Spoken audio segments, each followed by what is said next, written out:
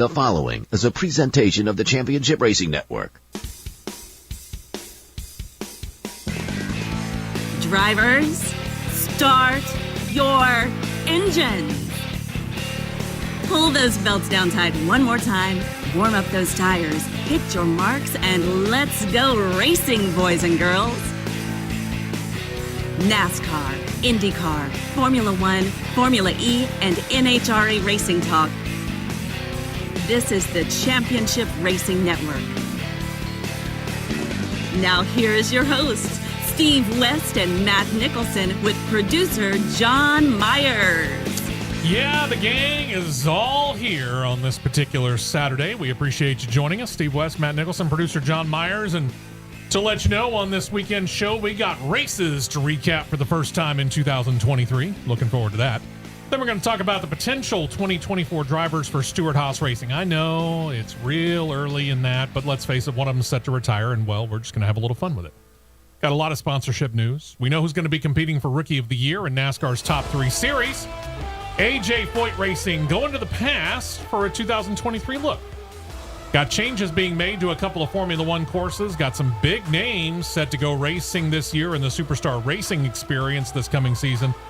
We got all that and a whole lot more coming up on this week's edition of the Championship Racing Network. We'll set the green flag flying right after this.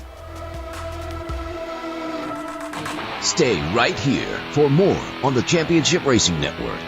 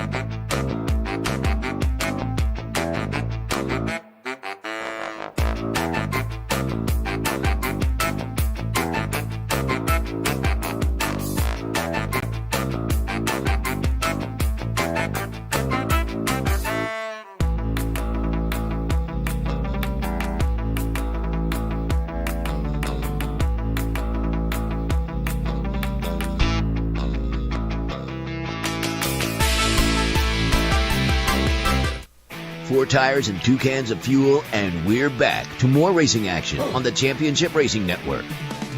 Yes, indeed, we are back. Let's get this thing rolling here. Steve West, Matt Nicholson, producer John Myers here. We had racing last weekend. Let's talk about it. Start with Formula E in Mexico City. Mahindra Racing's Lucas Degrassi claimed the pole, but on lap 12, got overtaken by Andretti Avalanche of Jake Dennis. From there, Dennis was on cruise control. He weathered 3 safety car periods, walked away from the field each and every time. The final time, walked away enough, claimed a margin of victory over second place Pascal Wehrlein, over 7 seconds. I mean, that car was working.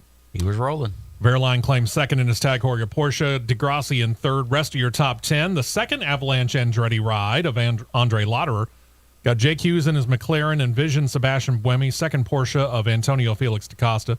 Mitch Evans in his Jaguar. Second Envision entry of Nick Cassidy and Intent Stoffel Van Dorn in his DS. Penske. Finally, we get to talk about Penske in the top 10. Hey. We don't get to talk about They're them there awake. that much. Driver standings are pretty much as the top 10 broke down. The team standings obviously a little bit different because that's a combination of the 2 drivers. So Avalanche Andretti does have the early 38-24 point lead over Tag Heuer Porsche in second. Mahindra third, 18. McLaren 10, tied with Envision. Jaguars got 8. DS Penske's on the board with 1. And then zeros for Maserati in their Formula E debut. The ABT Cupra team, we'll talk about them more later on during the news. Nissan and, that promising preseason practice session for the Neo F333 team. Yeah, about that. It did not translate into the first race, at least. Not at all. All zeros. Goose eggs. Yeah. Meanwhile, they were running in Mexico City, a little north of Mexico City. Tulsa, Oklahoma, to be exact. Chili Bowl Nationals got their finals in. Driver who sat on the pole for the feature, Logan Seavey, was able to hold off the field and claim the win. Makes him the 23rd different driver of the prestigious race to be the champion in its 37 years, edging out Tanner Thorson. Got Connor McIntosh in third, Shane Golobic fourth. Then you got Emerson Axum, Kyle Jones, Mitchell Moles, Trey Marcham, Tim Buckwalter, and Justin Grant in the top 10. Most of your big names, no disrespect to these guys, but these are not generally names that we will talk about on a regular basis. Correct. Most of your big names from NASCAR and other such series didn't make the finals even, save for former Truck Series racer Rico Abreu. He finished 21st out of 24 competitors in the finals. I guess that'll put us into some Cup Series news here because, well, let's face it, I just want to put this. we get a lot. I want to put this disclaimer out early at 8:09 a.m. I am in rare form today. Oh. So just be warned. Looking like sandpaper over there, isn't he? Yep. Yeah, we had a good chat prior show. Let's just say that. Yeah, exactly. I got him revved up. Yeah, well, there's some other things that happened this week too. Not pertaining to the daily job. Well, that's but true. Just some, let's just say some unnecessary funds I'm about to have to shell out. Sure, I could see that. All right, well, let's start here with the Cup Series and the notation of the drivers that have been named to be running in the top 3 divisions, gunning for the title of their respective series Rookie of the Year for 2023. We'll talk about them each as we go into each different division. For the Cup Series, it's going to be a 2-man battle. Joe Gibbs Racing driver and defending Xfinity Series champion Ty Gibbs and the incoming Legacy Motor Club driver, remember, Petty GMS Racing, as we talked about last week, changing their name to Legacy Motor Club, Noah Gregson, who's taken over the number 42 Chevrolet. Those two are, needless to say, quite familiar with each other from the 2022 Xfinity Series season. Little bit. Let's just say they had several run-ins with each other. There ain't no love lost here, so this ought to be an interesting season. Remember, kids, Cup cars are a little bit more expensive when you tear them up That than they are. Xfinity cars. That they So are. let's just be a little bit more mindful. Let's make sure, Noah, you can put your 42 car back onto the Lotus colored rig that I saw a picture of yesterday and take them back over to Statesville in one piece. Yes. Do your level best, Noah. I know. You Yeah. want to beat him, but at the same time, take care of the equipment. Last week, we noted there was going to be 3 2311 racing entries at Daytona. 2 of them guaranteed to get into the Daytona 500. We know of those 2. The one driven by Travis Pastrana is going to have to make it in on speed. So what we have here is the number 23, Bubba Wallace, the number 45 of Tyler Reddick. Remember, Kurt Busch decided that he's kind of done full-time, certainly, with Cup Series racing. He may be done with Cup Series racing as a whole, depending on his health. that said, 2311 Racing has said if he wants to race and the doctors clear him, we could probably get him a car. Yeah. Say pretty maybe sure. the one that Travis Pastrana is about to drive. But here's the thing, Matt. We have a number. It's the number 67. What? No. We know why 23. 23 was Michael Jordan's number. That's the number he's famed for. Mm-hmm. We know about the number 45. It was the number he used with the Birmingham Barons. And when he unretired from basketball, the one that he used for that short period of time before switching back to the 23. 67? Yeah, that's for me. Oh, is it? Yeah. Okay, John will take credit for it. Mike and I are good friends. I got to admit, I sat here and I was trying to figure this out, and I'm like, well, it's really close if you add the two of them together, but 23 and 45 technically is 68, so that doesn't work. 67. So, when they end up deciding to release the car number 89 Toyota, if Morgan Shepherd's not driving it, it's a travesty. First off, Sure. 2, 3, 4, 5, 6, 7. Mm-hmm. Leave it to Denny Hamlin to be stupidly creative enough to come up with this. I was thinking literally of everything under the sun except for putting the numbers all in order. So when they bring the 89 out, if Morgan Shepherd's not in the car, it's an absolute travesty. There needs to be anarchy everywhere at every racetrack with a little kid off of Talladega Nights running through the infield screaming anarchy every time. Okay. Secondly, when you bring the 01 back, if Mark Martin's not in the car, it's an absolute travesty. There We're you going go. double anarchy. Yeah, I agree. 01, 2, 3, 4, 5, 6, 7, 8, 9. I Gotcha. like it. See, now we've got the whole thing set up. As we noted last week, Pastrana very highly decorated from his time in the X Games. He's won titles in Supercross, Motocross, Freestyle Motocross, Rally Racing, and his most recent effort, offshore powerboat racing. Boom, boom. All right, then. Father of two is going to turn 40 this year. Has run NASCAR. He ran, let's face it, the 2013 Xfinity Series season full-time for Roush Fenway Racing, but admitted back then, quote, I didn't pick up on the rear-wheel drive on pavement as quick as I needed to.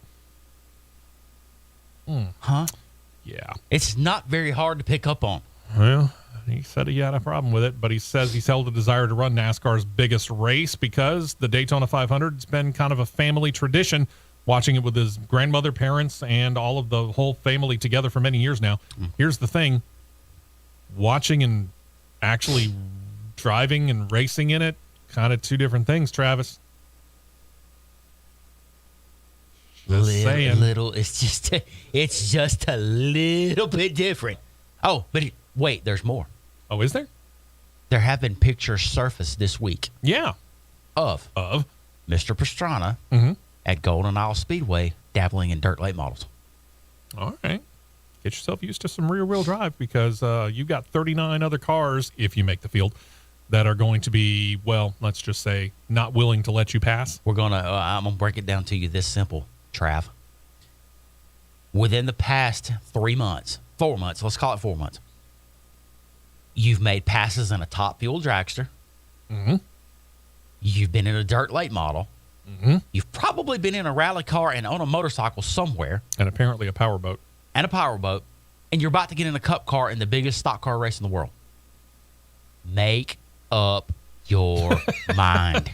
I mean, there's something to be said for trying to be a racer's racer, but dang, dude. You have kudos from me. Yes, you're arguably one of the most decorated motorsports enthusiasts. Let's word it that way. Oh, yeah. In the world. Oh, yeah. And he'll end up in several motorsports Hall of Fames before his life is over. I guarantee Exactly. it. NASCAR Hall of Fame? One thing at a time. Probably not one of them with respect. One thing at a time. As we noted, the field is limited to 40 cars, so there ain't much room for error for this driver, who, again, about a decade ago, admitted to having a hard time adjusting to stock cars. And there are at least two other big names coming in who are going to have to get in on speed. Those two, probably one of them almost guaranteed to make it in. 7-time Cup Series champion Jimmy Johnson. I'm thinking he might know how to get around Daytona. Maybe. Yeah. And then there's another guy out there who, well, he knows about speed.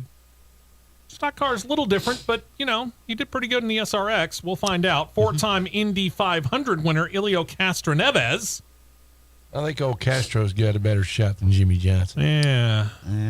Well, no. Here's the thing. If Travis Pastrana relies on his 2311 teammates and the 4 drivers from their sister organization, Joe Gibbs Racing, to help out his learning curve, maybe. We'll see. But right now, I'm kind of with John. Of the three that we just talked about, Travis, you're the 3 seed. But wait, there's more. Oh, you mean to tell me there's a 4 seed now? Uh-huh. A legitimate 4 He seed. might have actually moved up into the 3 seed over Travis. Chandler Smith. Callig Racing is set to enter a third car into the Daytona 500, and Smith is going to be behind the wheel. Smith's set to run full-time with Callig in Xfinity Series competition this year, but set to run at least 5 Cup Series races for them in the number 13 Cup Series car, sponsorship coming from Quick Tie Products. He finished third in the final truck standings last year, nailed 3 wins, 9 top 5, 16 top 10 finishes on the season that earned his promotion to the Xfinity Series. We do know this. Daytona 500 is one he's planning to qualify for. The other planned events, the spring Richmond race, attempting to make the All-Star race at North Wilkesboro. Remember, you have the ability to race your way in. He will be locked in just to running the Open. I don't see him making it into the big show. There you go. The fall Talladega race, not the spring, the fall Talladega race, and then the 2023 Cup Series season finale at Phoenix Raceway. So basically, Callig Racing is grooming Chandler Smith to come to the Cup Series. Oh, yeah, that's a given. That's a given. And I think they want to see it soon. I can see that. And what we do know about Callig is that they put good cars out there, especially when we're talking about super speedway cars. They put good cars out there. Of the 4 drivers that are right now, I think Jimmy Johnson's your 1 seed. Chandler Smith and Elio Castronevers are battling for the 2 seed. All right. And sitting far back in the 4 seed position is Travis Pastrana. Agreed. I've got for the first time in a while, I've got a rebuttal on that one. Oh, by all means. It depends on which car Elio's in. If I seed him 3 or if I seed him 4. Or if I even seed him 4B. That's true, because we're not really 100% certain which car he's going to get, are we? We know one that he's not going to be in. That's true. We know one that he's not going to be in, so that really leaves only one other option. Because it seems to me that Chevrolet is honed into bringing him into the bow tie banner for Daytona. It does seem that way, yeah. I would agree. Unless Ford makes a monstrous push. I don't see Toyota doing it because what's Toyota's direct competitor? Honda. Yeah. What does Helio pilot in IndyCar? Honda. Yeah. I don't see that happening. So it's down to Ford and Chevrolet. As far as that one car he's talking about, we can eliminate one. Because here's the thing. If you need to enter either qualify on speed, which means basically you get one of the front row positions, or you need to race your way in through the duels, those who are doing that won't have to worry about the Trackhouse Racing Project 91 car, and that is huge. The car, meant for drivers outside of NASCAR regularly to be able to come over and get a taste of stock car racing, was thought to be getting a chance to try to make it into the Daytona 500. But earlier this week, team owner Justin Marks posted on social media the team has decided to focus on their entries and their efforts for the 1 and 99 cars. So he promised big things coming soon for the Project 91 entry. I would probably read that to mean mostly the road and street courses. Probably so. Because, let's face it, especially if it happens to be a current or ex Formula One driver, they're going to be much more comfortable on road courses. Sure. IndyCar drivers, more comfortable, but they could do an oval. It is a little surprising, though, that he decided not to try for it in the Daytona 500. A little. I'm kind of disappointed that he's not, because that's a big chance you're missing, in my opinion. I agree. Well, last week we had the big news. Kevin Harvick has decided to step away. Who could fill in his shoes? The way too early list coming up next. Stay right here for more on the Championship Racing Network.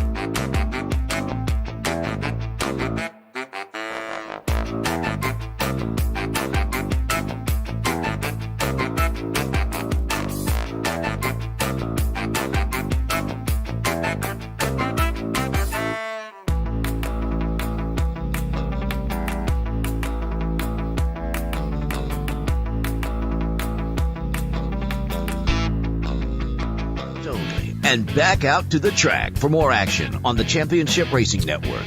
Welcome back in. Steve West, Matt Nicholson, producer John Myers with you on this Saturday. Next Saturday, we're going to be broadcasting live from Daytona. Well, Orlando, really. We'll be down near Daytona for the Rolex 24 Hours of Let's Daytona. call it I-4. There you go. We'll be somewhere along that quarter. But yeah, we'll be broadcasting on location, assuming that all of the tech stuff works.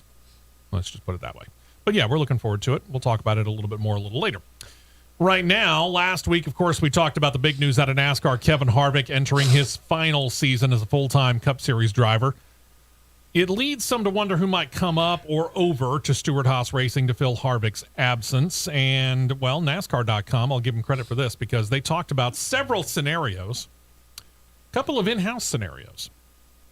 I find this one interesting because Ryan Preece is coming in already to Stewart-Haas Racing in the Cup Series this year. He's going to drive the number 41.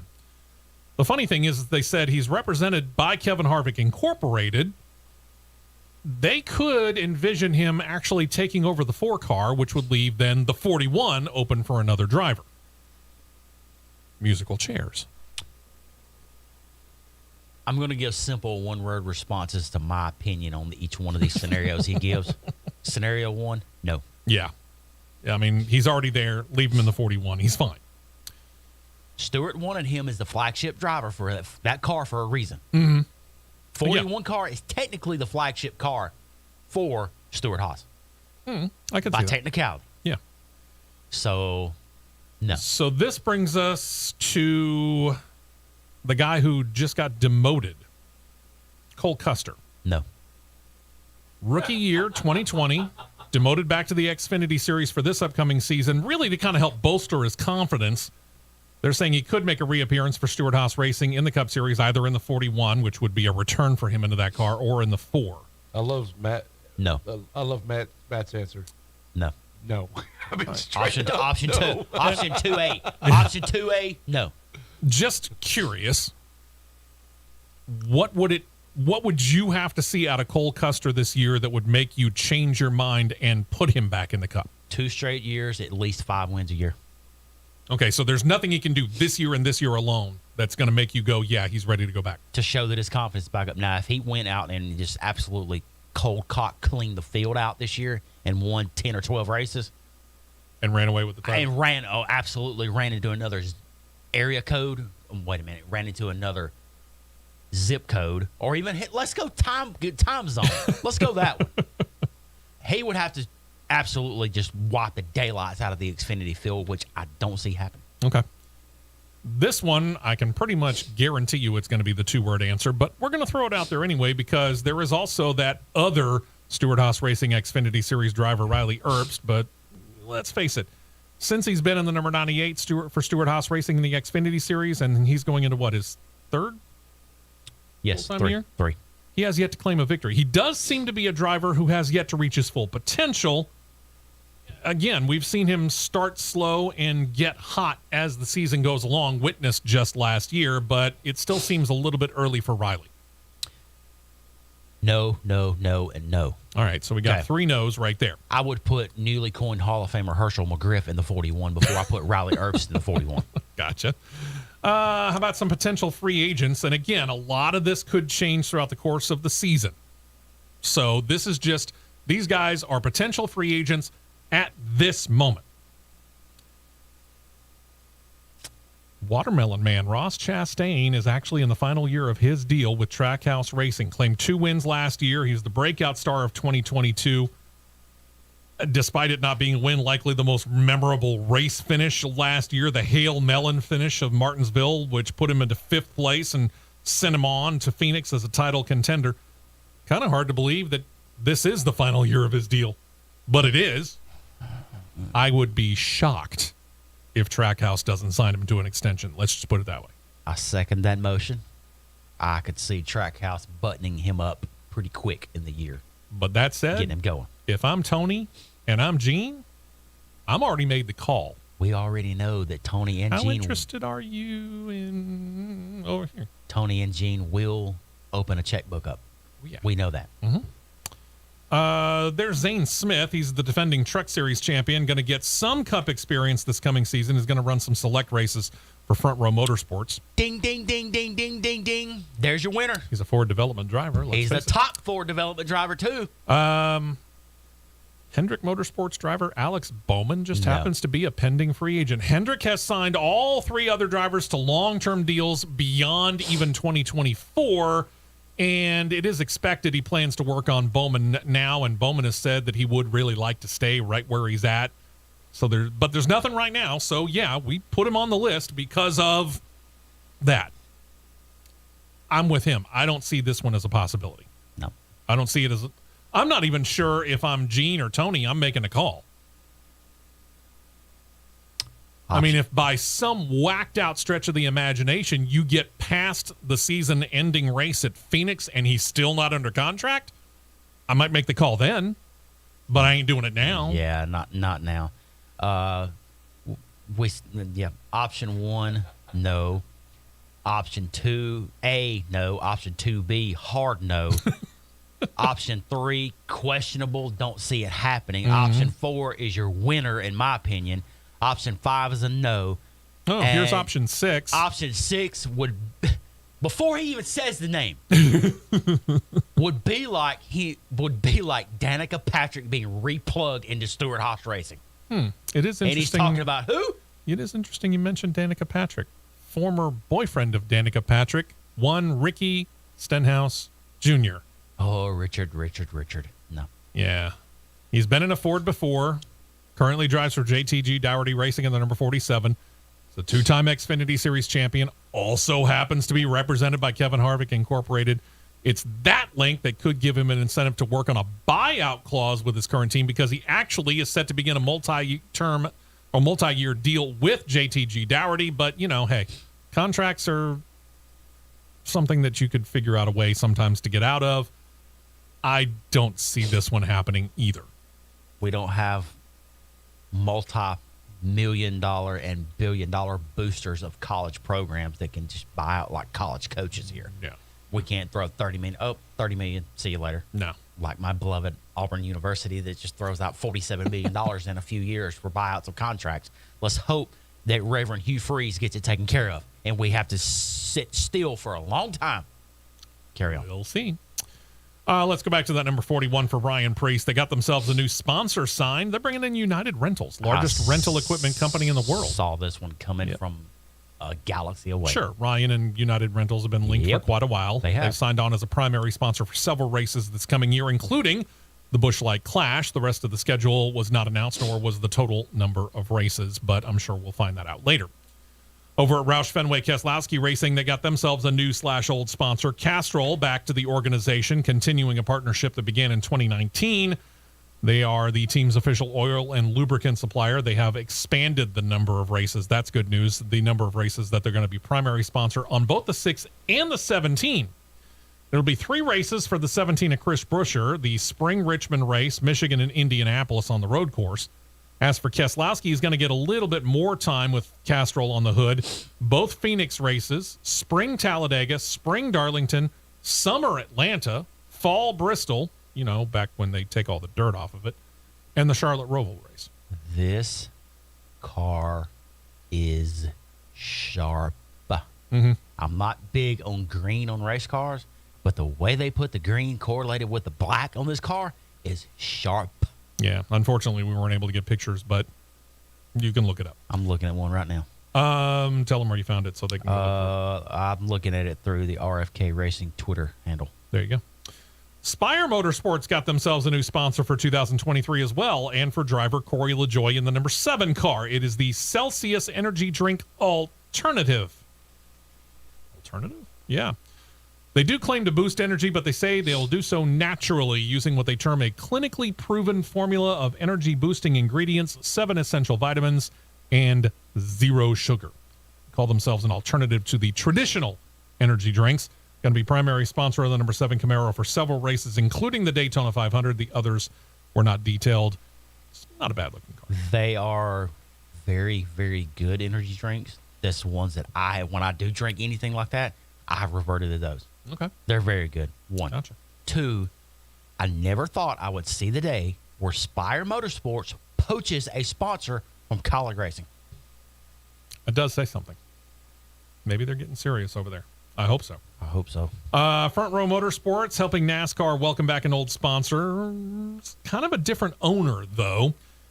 There's a company out there called Community Choice Financial. It's a financial holding company that owns several sub-brands. One of them is Speedy Cash. Speedy Cash is going to be the brand coming back out there for several races. They're going to be on the number 38 of Todd Gilliland, beginning at the Bristol Dirt Race, and then Dover, Kansas, Pocono, Richmond, and then back at Bristol. And Gilliland not only going to get Speedy Cash back on the car for NASCAR, they're also going to get a brand new to NASCAR sponsor. It's a group called Generator Skills Accelerator. It's a company based out of Wisconsin, helps those who lost their jobs during the COVID pandemic train for new things and find new jobs, and working on some fields to place them in. GSA going to be on the hood for the Busch Light Clash, the Daytona 500, the Chicago Street Course Race, and the Indy Road Course Race. It's not a bad-looking car, and hey, in this day and age, training new people, find jobs, not a bad thing at all. For the second year in a row, the season opening cash grab of the Busch Light Clash going to be run at the Los Angeles Coliseum, Coliseum, whatever. Mausoleum. Which we've noted, and we've criticized it mainly for the geographical and fiscal challenges that it presents to the teams.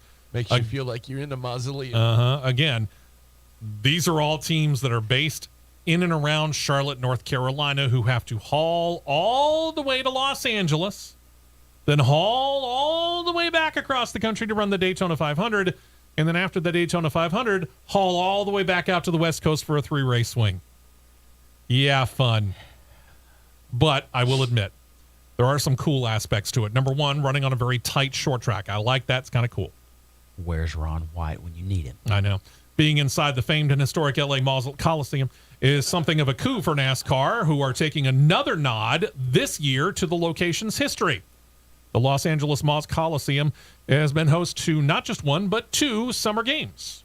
Way back in 1932, I wasn't alive. And again in 1984. That one I remember. And it actually will become the first stadium to host a Summer Olympics for a 3rd time, because Los Angeles is set to play host to the Olympics once again in 2028. So as a nod to the history of hosting the Olympics, NASCAR is set to award not only cash, because let's face it, we call it the season opening cash grab for a reason, but they're going to award the top 3 finishers at this year's Clash medals, gold, silver, and bronze. Medal ceremony happening in Victory Lane, right under the Olympic cauldron that hosts the Eternal Flame whenever they actually have the Olympics there. The medals, other than being gold, silver, and bronze, will all have the same design, the logo of the Busch Light Clash on one side, then the Coliseum's centennial marking along with the NASCAR 75th anniversary logo on the flip side. Going to be produced by noted jeweler Jostens, who makes a whole lot of memorabilia, most notably class rings for high schools and colleges. Each medal will weigh approximately 5 ounces, maybe a little less. They say that this is a one-time offering.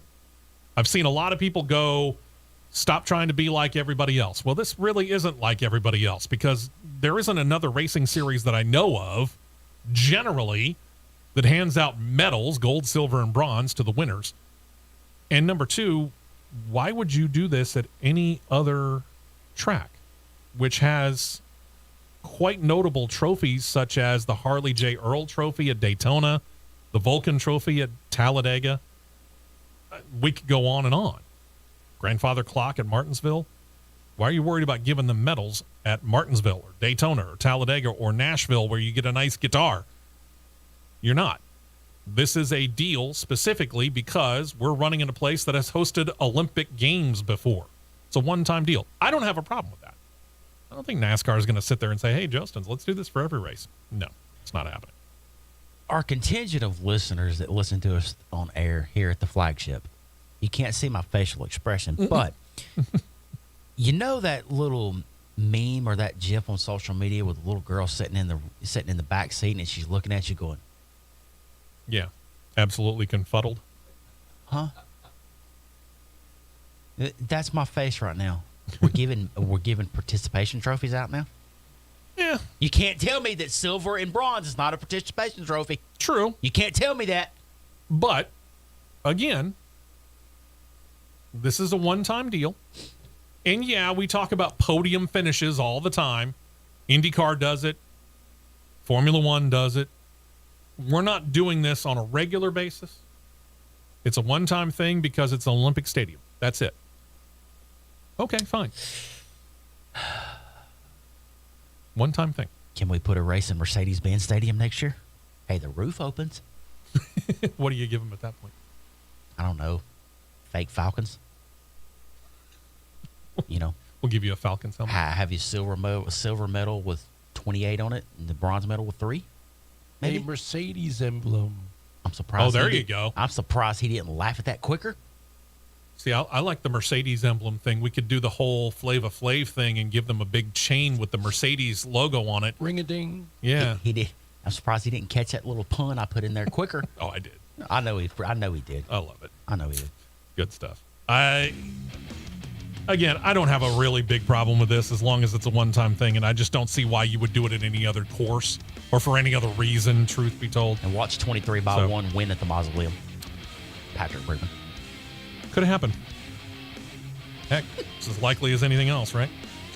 Let's talk a little 2311 racing and Joe Gibbs Racing, as a matter of fact, because one of their drivers has signed a deal with Dale Earnhardt Jr. Huh?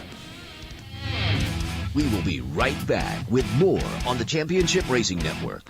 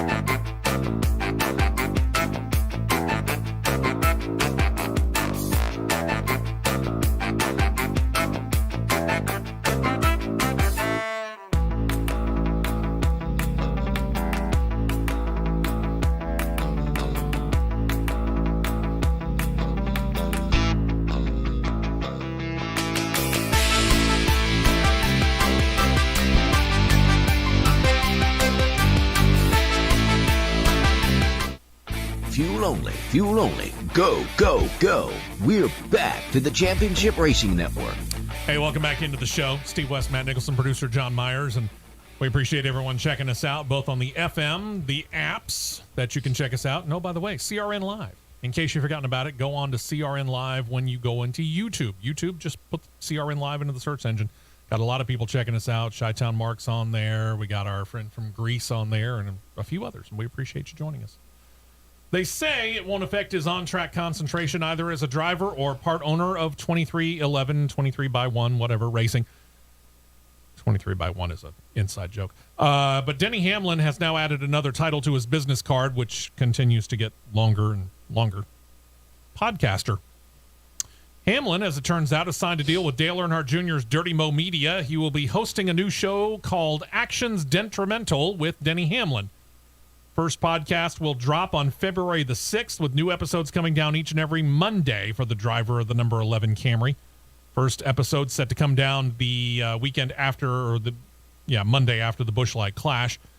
Plans are to have him review the previous weekend's Cup Series race, the Clash, then look ahead to what's coming up, Daytona 500.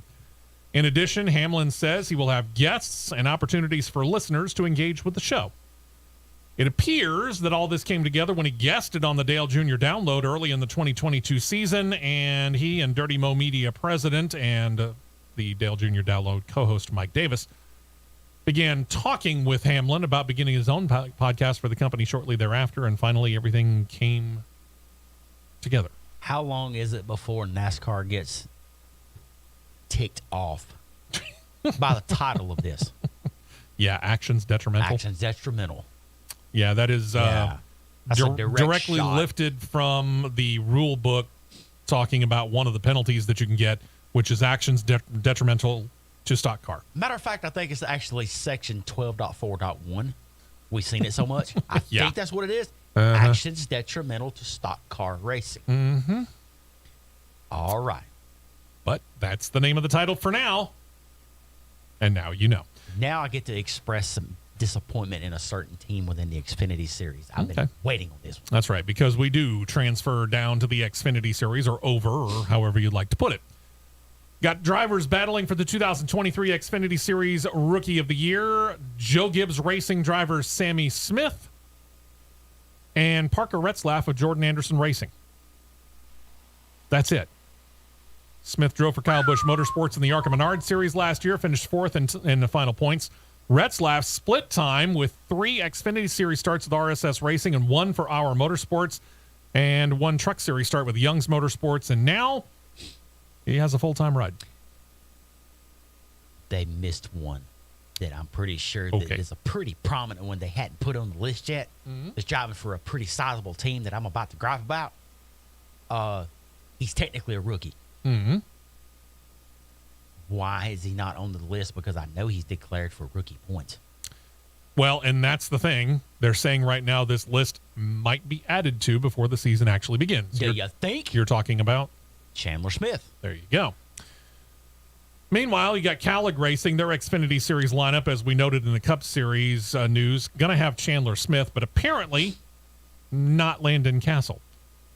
Castle posted on social media on Wednesday that he plans to continue racing, but then added, quote, "Unfortunately, I won't be driving the 10 car full-time this year." Castle's post continued, quote, "However, my quest to win in NASCAR continues. Sponsorships drive my business. My sponsors over the last 2 years have been through a lot. Rebuilding will be my top priority. During this period, I'll be training and preparing for the opportunities to win." Well, let's face it, you and I talked about this. As soon as he was announced as the full-time driver in the 10 car, we said this was by far and away the best car that Castle will ever drive in his career. Yep. And he claimed 5 top 5 finishes in that car in 2022. Mm-hmm. This tells me that Calic Racing gave him the car contingent on him bringing his own sponsors. Mm-hmm. All right, Okay. then. Here's my problem with this. Okay. Go ahead and Yeah, let's fill Go out the ahead let's and fill fill out the the rest of remainder it of out. this here, because Calic Racing said right after that announcement that they weren't sure who might become a full-time driver for them later on in the 10 car. They have said this: for this year, whatever races Landon Castle can do, they're willing to put him in the car. They've added that Justin Haley, who is their first full-time Cup Series driver, is set to race in the Xfinity Series entry for several races this coming year, including the season opener at Daytona, which is a place he's won twice before in Xfinity competition. So basically what they're doing is piecing this whole thing together with whatever Landon can do, and Justin Haley's going to get a few, and A.J. Allmendinger probably will get a few, and we'll see who else we can find to put in the car to fill out the season. By the way, Matt's available. He's won 2 legally. He's really got 3 wins because he took one away from him. That's true. Secondly, officially, he's won twice in Xfinity competition at Daytona. Not the most terrible of choices to be at a super speedway. No. But when that 10 car rolls off of the lift gate at Daytona, I'm going to say this real softly. If I see the words leaf filter on the quarter panels, I'm going to lose my proverbial mind. Because here's my reasoning for this. If Matt Colleague has such a big enough company, we're going to say under the Colleague Company's banner. Sure. Because I have a friend that lives in Cleveland in the Ohio area that goes to Cleveland frequently to Cleveland.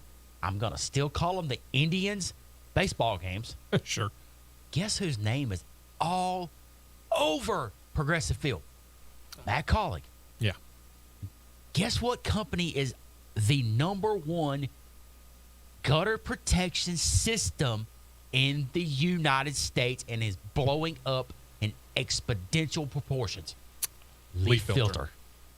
Okay. If you got that big of a company and you're expanding at this rate and you're going to a 3rd cup car, yep, 13 car. Remember, we talked about it during Cup Series News. you can, for the rest of the year, of the races that Landon might not have filled, because keyword, he said not driving it full time. So that tells me he's going to still get shots in the car. Yep. You can fill that gap up. You cannot tell me that you can't. Because if you can sign sponsorships for A.J. Allmendinger right and left in an Xfinity car, Romco Industries, Action Industries, quite a few more. There's one in particular. we don't he have the runs list in front of us. Quite a few more that you can have. One race deal here, one race deal there, one race deal here, one race deal there, 2 race deal here, 4 race deal there. You can do the same thing for Landon Castle. Absolutely. I here's the thing. We've noted Landon Castle on this show has talent. The problem for Landon has been the fact that he has not had the car that showed off the talent until last year. Exactly. And again, we mentioned it. 5 top 5 finishes last year. And you say Over the course of a season. And he was gunning. He was a competitor. He was a contender to get into the postseason, into the playoffs. you save face from a garbage disqualification at New Hampshire and a mechanical failure at Bristol. He's in the playoffs. That would have been Easy. it. Secondly, Colleague, don't think it was a wise move to put a pine tree green level rookie into a cup car for his first start in the biggest race. Because let's backtrack over the now going on, I think it's 7 years I've been on this show.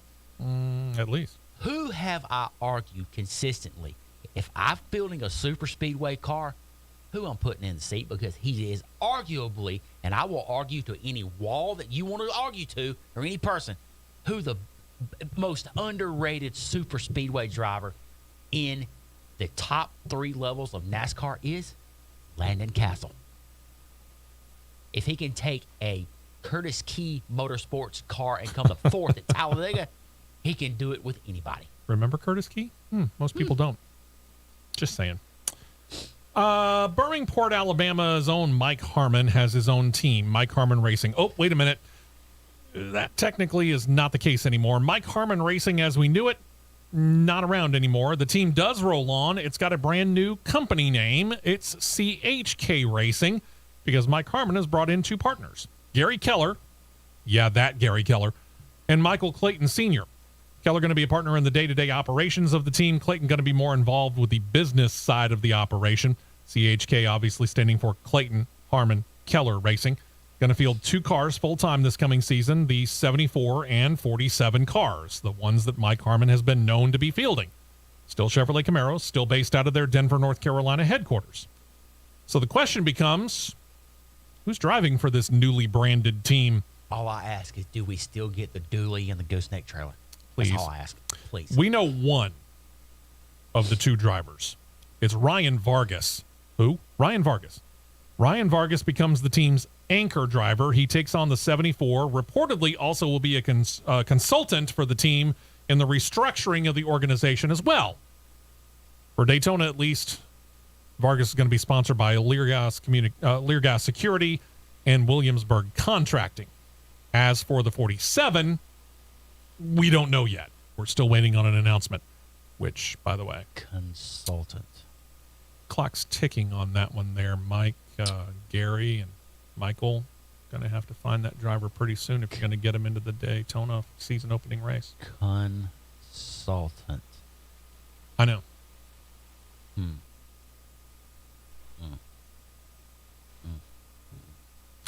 Last week, we noted that Kaz Gralla has signed on with Sam Hunt Racing. You know, that team that we call the other SHR. For 2023, he's got a new sponsor for the season as well, bringing on Island Brands USA. Two of the company's brands, Coastal Lager and Crush. I don't think it's the old soda Crush, but, you know. Anyway, they're going to be featured throughout the season in 11 races, beginning at Daytona and spread throughout the season. What are your... I know we talked about this a little bit last week. Kaz Gralla, Sam Hunt Racing. What's the potential here? There's potential there. There's a lot of it there. Because... To claim checkered flags? Road courses. Okay. Make the playoffs? We'll be close. Okay. You'll be very close. Then there's Junior Motorsports. They announced last week Dale Earnhardt Jr. going to get in his one Xfinity Series race at Bristol late in the 2023 season. He's going to do the fall, August, September night, actually. It's no longer the hot August night at Bristol. It's the hot September night at Bristol. Which doesn't roll off the tongue as well, by the way. Hot September rainy night. Well, there you go. Yeah, driving the number 88 Camaro as usual. That car is a star car. So we need to figure out who else is going to be in it. Well, we know, for example, that the Brazilian native Miguel Paludo is going to take 3 of those. For the third straight season, Paludo is going to enter 3 races for Junior Motorsports. He is sponsored by Brandt in his racing efforts in Brazil. Brandt is also a Junior Motorsports sponsor, specifically with Justin Allgaier, so expect both Allgaier and Paludo to have Brandt sponsorship on their respective cars when they race. Paludo scheduled to race at Circuit of the Americas, the street course race in Chicago, and the Indy Road Course event. Makes sense. He's used to road course racing. The rest of the schedule for that number 88 star car going to be filled in throughout the season. We do know this. Hendrick Motorsports, which is, let's face it, very closely aligned to Junior Motorsports. Pretty much. They're going to enter their 17 car in 4 races this upcoming season. Their Ricky Hendrick All-Star car. Other than that, how many times do you think we might see a Hendrick Cup Series driver in the number 88 for Junior Motorsports? Let's see. Cue the Jeopardy music. 1, 2, 3, 4. I don't see that car hitting the track more than 8 times this year. Oh, well, okay. So not a full-time car? No. Okay. No. That'll bring us to the Craftsman Truck Series here. One of these names, that even though that there hadn't been an official release put out yet that I've not seen. Spoiler alert. Looks like the cat's out of the bag. Yeah, we're about to give you a massive spoiler alert here before we hit the break here, but we are going to, before we hit the break, let you know about the third class competing for Rookie of the Year, Craftsman Truck Series. It's also the biggest class. We had 2 drivers in the Cup Series, 2 drivers right now in the Xfinity Series, 5 drivers listed to be battling for the title of Rookie of the Year in the Craftsman Truck Series. Rajat Karuth, we've talked about him. He's coming in full-time for GMS Racing. He's going to be battling one of his teammates, Daniel Dye, who's coming in as a rookie. 1A will be a threat. 1B is a dart without feathers. All right. The number 2 truck for Rev Racing and Nick Sanchez. You mean your de facto third KBM truck? Yes, that would be it. He will be close. He'll be close. Interesting to watch. Yeah, he will. You've got incoming McAnally Hilgeman driver Jake Garcia. only will be relevant on short tracks because that's where he's cut his teeth at racing in the Southeast and late models. All right. This could be the sleeper. Mm-hmm. We take it back to 2020 when the ARCA Menard Series champion hailed right out of nearby to where we're broadcasting from live, Munford, Alabama. Uh-huh. Hometown driver Brett Holmes and his own Brett Holmes Racing has his name in as a Rookie of the Year candidate, which means, oh, that's right, he's going full-time Craftsman Truck Series racing this year. Surprise. Looks like the cat's out of the bag. We didn't get that officially from Brett, but we did get it officially from NASCAR, who said this is the official field for Rookie of the Year nominees. Sorry, Brett, if you were holding on to it, it's done. As I said, this could be the sleeper because little part things that I've gathered. Let's just word it that way. They're stacking some pretty large dominoes up. Okay. Hopefully, before too much longer, maybe we can have Brett in. We can talk about some of these changes. We'll see what we can do for sure. I know they're getting things ready to go, hard and heavy. But of those 5 right now, you're looking at Rajah Caruth. I mean, GMS Racing, we know they put out great equipment, and Rajah Caruth has been pretty highly touted for a couple of years now. This is what I'm gonna say is down to. Okay. Completely, totally unbiased opinion. Okay. The rookie race will come down between Rajah Caruth and Brett. Okay. Based off an experience level. All right. I can see that. And again, this is something Brett's been doing now for a couple of years. Mm-hmm. He's gotten real comfortable there. He's really shown the ability for that team to put out a really good truck. At super speedways, he's gotten very comfortable. Yeah, we could reference you back to Talladega last year, where I think he got robbed of the win. Well, Yeah. I don't think he got robbed of the win. I know he got robbed. Robbed of the win. is a good. Robbed is an understatement. Yeah. All right. So now that we're into other news here, let's give you a hint as to what else is coming up. For example, we just talked about Ryan Vargas with CHK Racing. He's not satisfied with just running Xfinity. He's going to do some Truck Series action as well. We'll detail that when hour number 2 of CRN gets underway next. We will be right back with more on the Championship Racing Network.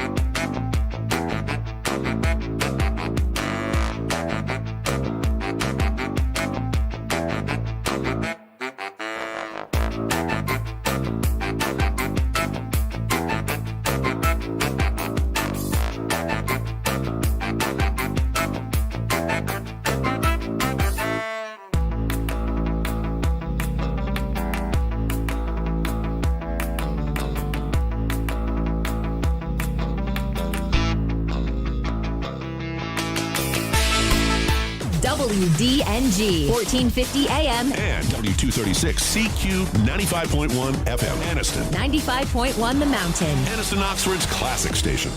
4 tires and 2 cans of fuel, and we're back to more racing action on the Championship Racing Network. Hour number 2 underway here with Steve West, Matt Nicholson, producer John Myers on CRN. Thank you for checking us out. We just talked about the 5 drivers that we know of, at least for now, who are going to be competing for Rookie of the Year in the Craftsman Truck Series. Into other news in the series, Ryan Vargas, who is going full-time with CHK Racing, formerly Mike Harmon Racing in the number 74, has announced being the full-time driver in the Xfinity Series. Not quite enough.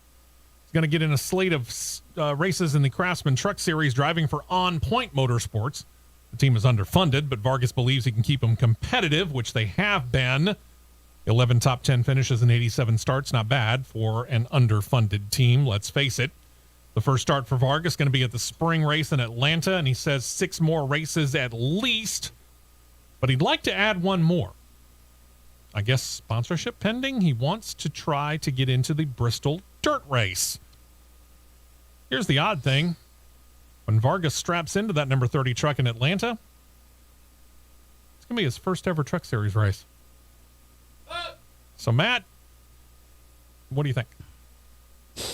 Underfunded team and a driver who's never driven a Craftsman Truck Series ride.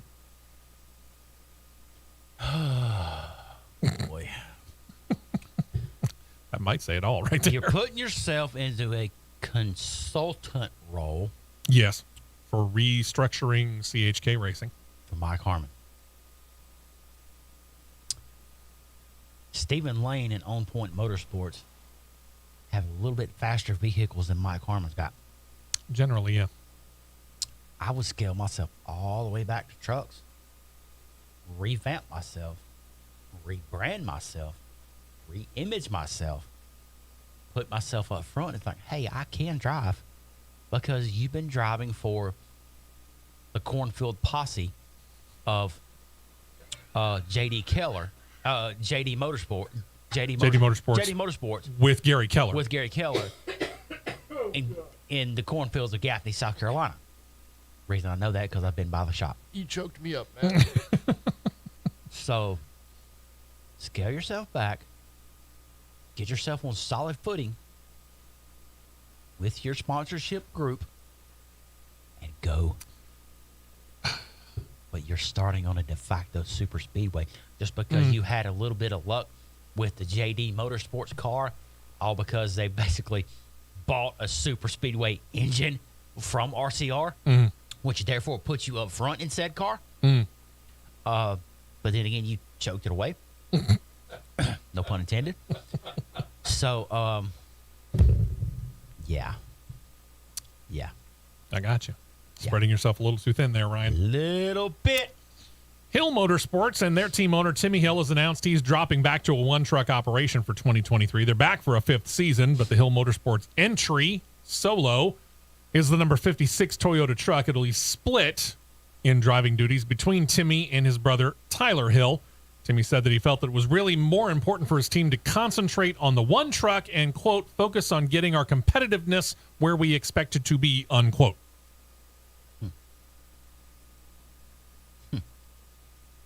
Don't you technically learn more by having multiple trucks? Yeah, considering Tricon looks like they're going to field half of the Toyota fleet for this year with 4 trucks full-time and 5 on occasion. Don't get me wrong. I like Timmy Hill. I root for Timmy Hill. You want to talk about underfunded underdog? I like him. He's a good guy who you can tell just has a passion for racing. Loves it, has a passion for it, and wants to be involved in it. But I don't know. I'm not sure that scaling back to the 1-truck operation's the right move. Well, Sponsorship is obviously a situation. I get that. Well, considering his brother Tyler tore up half of their fleet last year on stupid moves. Well, there's that. Yeah. All right. That brings us to Tricon Garage. They're about to give 116. Remember, I just said it, 16-year-old, his dream shot. A race in their number 1 Toyota Tundra. The kid's name, William Sabolich. He's a native of Minnesota, set to drive for Joe Gibbs Racing in the ARCA Menard Series and going to vie for a title in the ARCA Menards East Division. Last year, he was a Cars Tour competition driver. He won 6 races, 3 in late models, 2 Southern Super Series wins, and 1 Pro Late model. He's said to be sponsored by Minnesota-based Starkey's Sound Gear.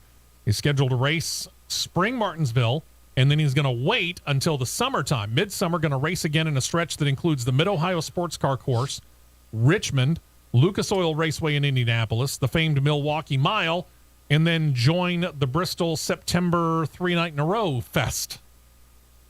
16. Kid's pretty good on short tracks. Is this over Not his head, bad. though? Not really. No? Okay. Because here's why. Super late model engines and late models are technically bigger than truck series engines by technicality. Mm-hmm. So he's used to high horsepower. I think he's going to be okay. And Tricon doesn't put out junk. Let's face it. I think he's going to be okay. What would the difference in handling be between the two, Matt? Late models are lighter weight. Trucks are much heavier. Heavier to control. Which Power-weight ratio. equates how to the driver? As in the harder to control part. Yeah, which one's harder to control? If you ask me, and I think we'll click over here to see what Mark has to say about that, because he may agree with me, he may not agree with me. I would say late models are harder to control. Okay. Lighter weight, higher horsepower. All right, so you look at this schedule of races that he's going to: Martinsville, flat, paperclip style; Mid-Ohio Sports Car Course, road course; Crapshoot. Richmond, which is deceptively higher banked than what it really looks like; Very. Lucas Oil Raceway, which is another short track. I mean, basically, these are all short tracks except for Mid-Ohio Sports Car Course. Milwaukee Mile, Bristol, high bank. I mean, again, how many people have said racing at Bristol's like flying a jet fighter in a stadium? And Mark agrees with you, by the way, Matt. He says that this guy's very, very good. Oh, yeah. Keep an eye on him. He is good. He is good. He's made a lot of headway in the super late model ranks in racing that he has run in. So Tricon's grooming a kid, basically, is what Yeah. this is. For all intents and purposes, we might as well call him a development driver. Pretty much. All right. I think he's going to, with Toyota, I think he'll be okay. Well, I mean, at one point in time, we were talking about how it seemed like Joe Gibbs Racing had way too much in the cupboard and no place to put them. Now it almost seems like Joe Gibbs Racing has nothing in reserve. Everything's at the top level. So this is kind of a welcome bit of relief for them if they think that Sawalich is going to be that kind of a driver who's going to come up through the ranks with them. This is the perfect opportunity to find out what he's got. At 16, give him a limited slate, put him obviously by rules at the tracks that he can race at, Sure. and see what the kid's got. Yeah. I mean, there's no harm, no foul in seeing what he's got for sure. There you go. So, real quick, what are the age limits with NASCAR? 16 for trucks. 16 on for tracks trucks. that are a mile and So you under. have to be at least 16 years of age to run trucks. On tracks that are 1 mile and smaller. Yep. Or road courses. To run on anything longer You got to be 18. than a mile, you have to be at least 18. Correct. And you got to be 18 in the Xfinity and the Cup Series. So he Correct. could not say come to Talladega and race. No. He Can could- in ARCA. No. Oh, no, he can't. Oh, that's changed. Talladega and Daytona is 18. The only technical super speedway that you can race on at the age of 17 is Pocono and the defunct Kentucky Speedway. Not even Other- Atlanta anymore? Not even Atlanta. There you go. Our viewer from Greece was interested in that. So. Yeah. Yeah. You have to So There be. you go, Athena. I got corrected. Yep. You got to be. Those are the age limits. Now he tested at Daytona in ARCA car. You can test at Daytona all day long in an ARCA car because they had several 16 and 17-year-olds testing last week in the open test session. Mm-hmm. But that basically what it done. It gave them the clearance and the approval, so when they do hit that age bracket, they can get in the car with no problem. It's kind of like having your rookie card, so to speak. Now, some of your late 20s, 30s, and some of your 40-year-olds that wasn't ARCA cars need to have their super speedway car revoked. don't want to get on that soapbox because I can stay there from now until noon. I was can think thinking to of a- myself, yeah, that's another story. I can think entirely. of a couple that I would boot. Yeah, sure. One more note here. Front Row Racing's partnership that we talked about with Community Choice Financial and their sub-brand Speedy Cash, not just a Cup Series situation. They're also going to be an associate sponsor all season long for the number 38 truck of Zane Smith. They're also going to be a primary sponsor for him. They're going to be on the hood, in other words, at Texas Motor Speedway. NASCAR moving some people around in its front office. One of them is pretty notable. Elton Sawyer in the competition department, taking on the role of the senior VP of competition. The former NASCAR driver came into NASCAR's executive ranks in 2015 as the managing director of the now Craftsman Truck Series. The most recent title was VP of Tech Inspection and Officiating. In this new role, he will oversee all aspects of on-track activity, inspection, rule development, and officials. That was a role that Scott Miller had. Miller moves into the newly created position of competition strategist. Miller had joined NASCAR back in 2016, but said after 7 seasons he wanted to do a little less travel. And in this role, he can really be at NASCAR HQ a whole lot more, looking after capital projects and more long-term plans. Elton Sawyer coming in as the new VP, senior VP, I should say, of competition. I've thought about this through the week. With some of the people that NASCAR has used to fill some of these said slots, whether it be one of these roles right here that he just talked about, or even a series director, referring to Jesse Little. Speaking of trucks. And I'm making comedy out of this, but in a way, I got a point. This is this could be considered a version of the Nick Saban Coaching Rehabilitation Clinic. I see where you're going with this. Elton Sawyer didn't have a overly stellar career. Yeah. Jesse Little didn't. He had minor success at times, but it wasn't sustained. Scott Miller really didn't have major success as a crew chief. I see where you're going. There was several times that I can remember back when I was before the age of 10 when I watched Busch Series and Xfinity race. And then former Busch Series, Elton Sawyer's married to Patty Moise. Patty Moise competed against him several times. Patty Moise beat him, said several times. That's a problem. Well, we'll see how it goes. That's all you can do. Superstar Racing Experience news, and Here's the fun stuff. It's going to be an interesting third year for the SRX fans. More well-known names set to make their debuts in the All-Star Short Track Series. We don't have the list of the drivers who are going to compete throughout the course of the season. One of them is probably going to be Tony Stewart. He's part owner of the series. What we do know is that there are 3 drivers who are set to make a couple of different starts each. One of them, Kevin Harvick. He was the first to announce he was going to make his SRX debut this coming season, as noted, his final Cup Series season as a full-time driver. But continuing with his friend and Cup team owner, Tony Stewart, he's planning to run 2 SRX races, Stafford, Connecticut, and Berlin in Michigan. He will be joined by 2-time Cup Series champion Kyle Busch, who's in for the first time in the SRX Series as well. He's set to race at Motor Mile in Virginia and at Berlin back-to-back weekends in July, or weeks, I should say, since they're moving to Thursday evenings. And then there's former Stewart-Haas racing driver turned Fox Sports commentator Clint Boyer, who has announced he's in as well for 3 races. He's going to be with Harvick at Stafford, at Motor Mile with Busch, and he chose his finale to be the season finale for SRX in this third year, Lucas Oil Speedway in Missouri, which is his home state. Another driver, this one returning to the series, is Elio Castroneves. He's going to run 3 races as well. He chose Motor Mile with Busch and Boyer, Berlin with Harvick, and then he'll join Boyer at the season finale in Missouri as well. So we actually know 4 drivers, 3 of them first time coming over from the Cup Series. Harvick, Busch, Boyer. This is exactly, to me, what Ray Evernham and Tony Stewart were looking for when they started this series, because they said, we missed the old International Race of Champions division. This is what we envisioned the SRX series to kind of be in its replacement, except it's going to be on all short tracks.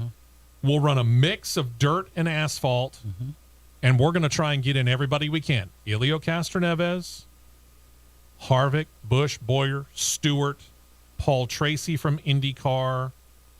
I mean, think of the names that have been connected to this. Think of the names that have raced in this.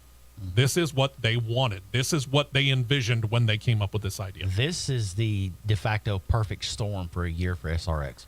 I agree. Perfect storm.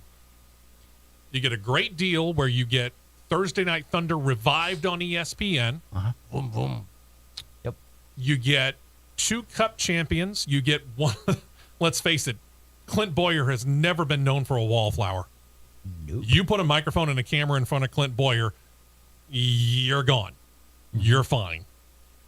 Helio Castroneves is a very popular guy. Tony Stewart coming in is obviously very popular.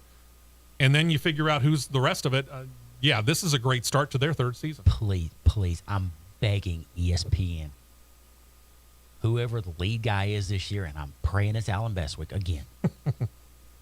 When you do the in-car interview during the middle of a race, for the love of humanity and mankind across the world, do it with Clint Boyer. Oh, gosh, please. Please. Got to do it at least one of the 2 races that he runs in, if not both. Got to be done. And after this break, I have some more little small tidbits about SRX that I want to throw in. Plus, we'll get into some NHRA news. We got a new team coming in to Top Fuel this coming year.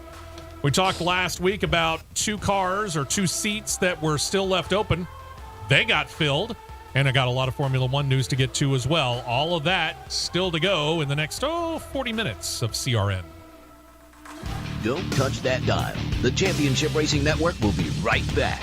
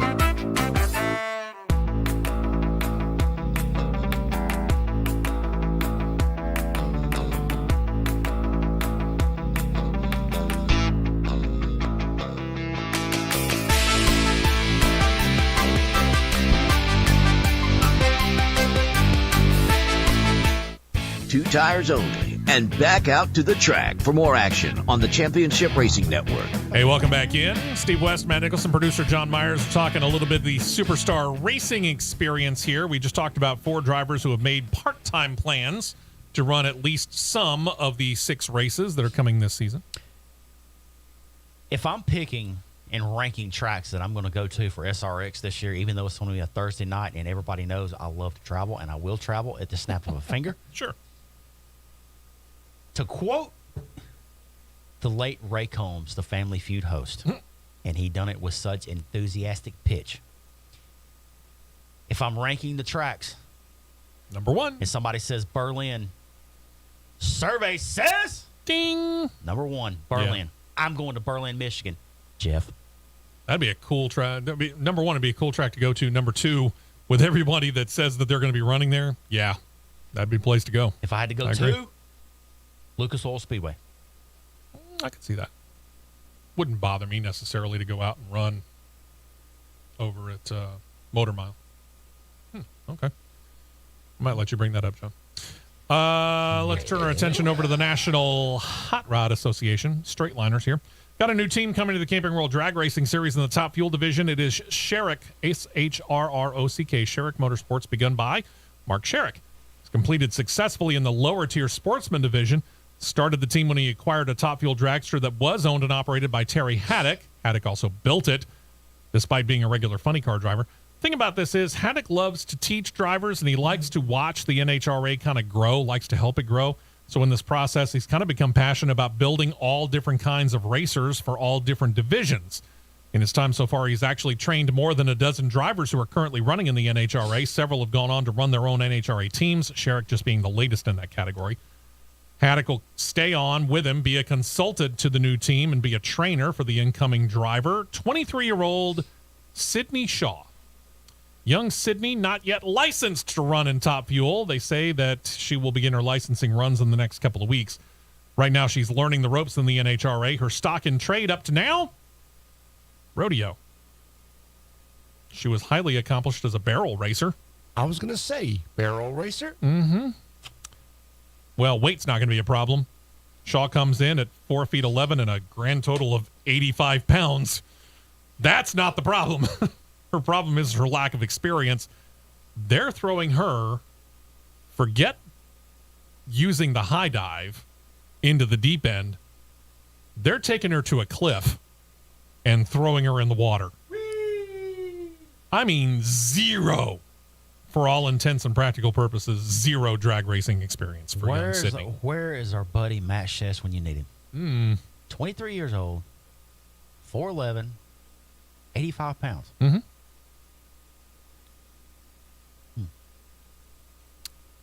Going straight to Top Fuel.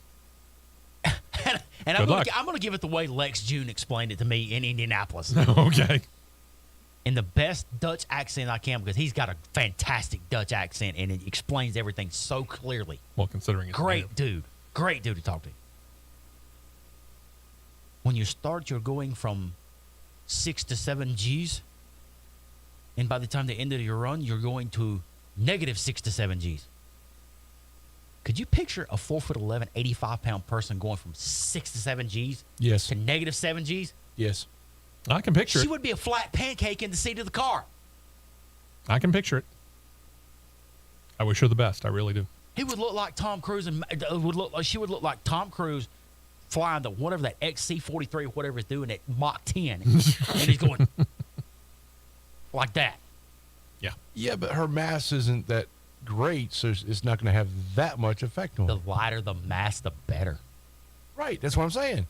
The lighter the mass, the better. She has very light mass. Yeah, as opposed to me. She's God, probably For me. where, and this is from actual observation, where most Top Fuel competitors are this, she's this. This to this. Yep. At this time, pending sponsorship, the team has a limited schedule under the planning stages without a finalized slate of events at this time. They say they hope to make a statement this year with hopes to expand out in 2024. They want to go full-time very soon. Hey, I wish them the best. Hopefully it goes well. If you're looking to add some intrigue to some Saturday action, the NHRA has their answer for you. They have teamed up with Mission Foods. They are the world's leading brand of tortillas and wraps, and have created the hashtag Too Fast, Too Tasty NHRA Challenge. It will begin at the Arizona Nationals. It'll pit the semifinalists from the previous race up against each other for bonus cash and some bonus points to the winner for the countdown to the championship. At all challenge races, you're going to have the Top Fuel and Funny Car divisions competing. Pro Stock Car, Pro Stock Motorcycle, that's going to depend on the overall schedule of what happened the previous week. I've got the whole rundown, but quite frankly, we don't have enough time to be able to do that, so I'm not going to mention it to you. But yeah, pretty cool idea, a little bit extra money and bonus points if you're able to claim the win, taking the semifinalists from the previous weekend. Okay, cool. Be interested to watch that.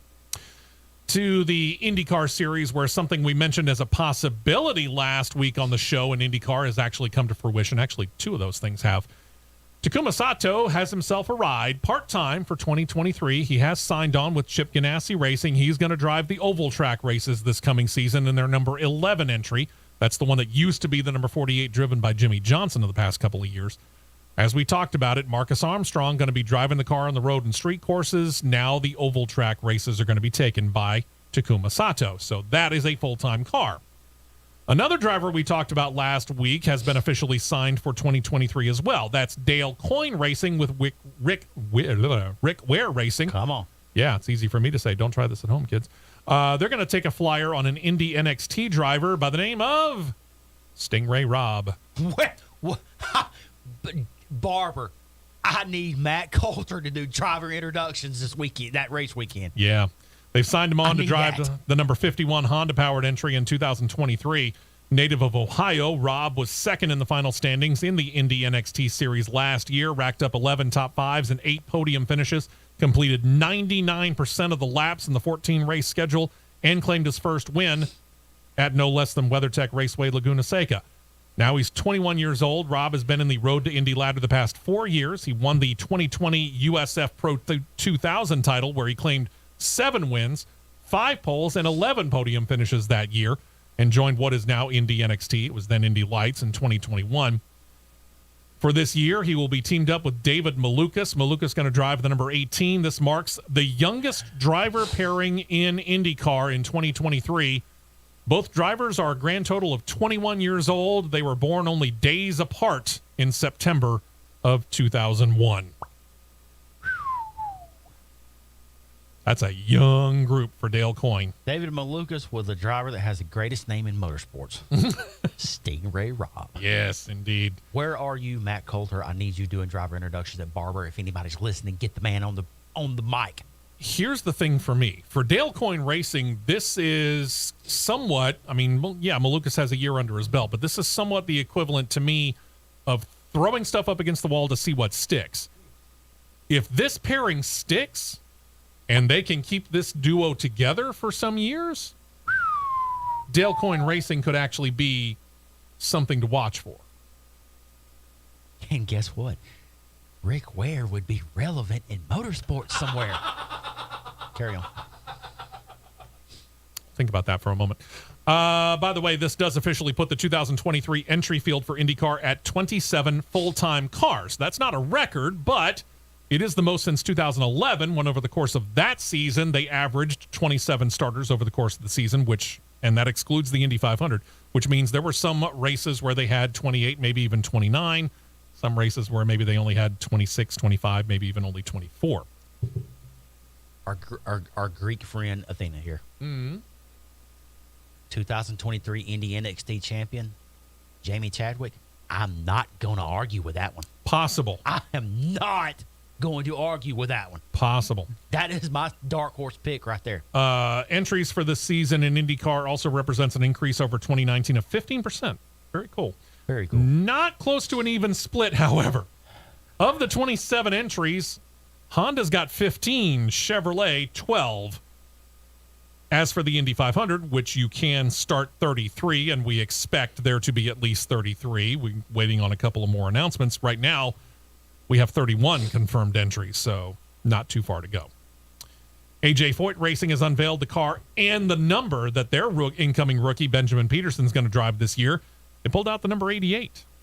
Happens to mirror the age of the team owner, AJ Foyt. Not sure that's why they chose the number, but it's kind of a neat little bit of symmetry. As for the car, sponsorship is coming from a group called Sexton Properties. It's going to take on a shade known as Coyote Red. That name and that color should mean something to longtime IndyCar fans because it is the exact same color that A.J. Foyt used and had on his car when he won his third and his fourth Indy 500s. Pretty like cool stuff. this. Like it. Throwbacks coming to IndyCar. I like it. When IndyCar comes here to our own backyard in Alabama to race at Barber Motorsports Park, the race will have a new title sponsor. I like this. It's no longer the Honda Indy Grand Prix of Alabama. It is now the Children's of Alabama Indy Grand Prix. I like this. Sponsorship belongs to the Medical Properties Trust. They've signed on and they have chosen to promote the highly touted Children's Hospital of Alabama. The company is based in Birmingham. It specializes in real estate investment around the world to acquire and develop net leased hospital facilities. Whatever that means. It's a 5-star deal with a percentage of all race proceeds going to benefit Children's Hospital of Alabama.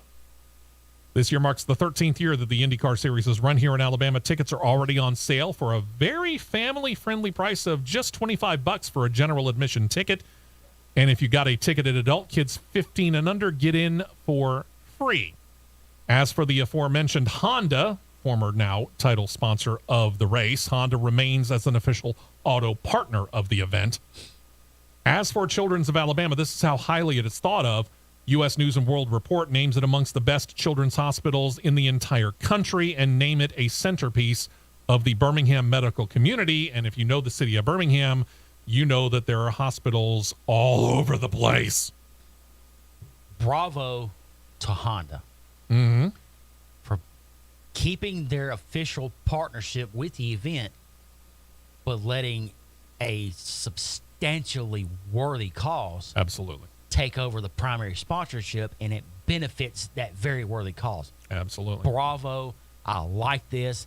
I like what I see coming, even though I don't know what's coming. I could see some stuff coming. Sure. That they're going to be doing some really cool events out there. Yeah, I agree. And I like this. I agree. There's an opportunity, I think, and we might get more information, but I heard something about the opportunity maybe for some of the drivers to have some of the kids who are able to get out there to the track on race day to be able to kind of pair up with them, like during driver introductions and things like that. It'd be really cool stuff. That would be insanely fantastic. Yeah, it's great stuff.